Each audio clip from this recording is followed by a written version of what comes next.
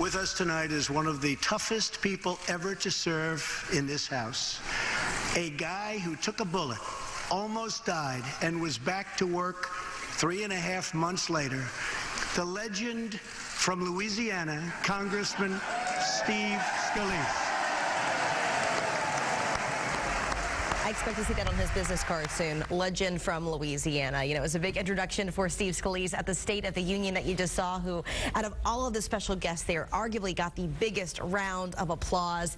He was one of the people that was singled out by President Trump in the beginning of the speech for bravery through things like devastating hurricanes, wildfires, mass shootings. As you know, Republican Scalise was shot and seriously wounded last year after a gunman opened fire at a congressional softball practice. And just about 3 months later, he returned back to work. The president also paid tribute to the officers who stopped the shooter and got everyone to safety, as well as the doctors and nurses who treated Scalise.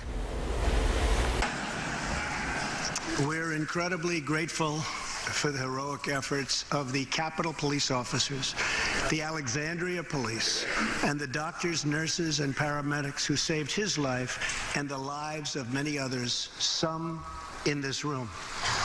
And the aftermath, yes. Now, that tribute from the president was applauded by both members of the Republican Party as well as the Democrats. Later on, during an interview, Scalise thanked Trump and Melania for visiting him in the hospital and being by the side of his wife and children. The Majority Whip also shared his thoughts on the president's first State of the Union address, calling it, quote, genuine. So take a listen. I thought President Trump had such a positive and upbeat and inspiring tone. He really talked about not only how successful these tax cuts are, but he actually brought in real people who have benefited. A young man, the welder, that was able to buy his first house. So many other success stories, and people that have become part of the American dream. And that's really what he's focused on and we focused on when we passed that legislation, in a very inspiring message that I think shows people what's great about this country.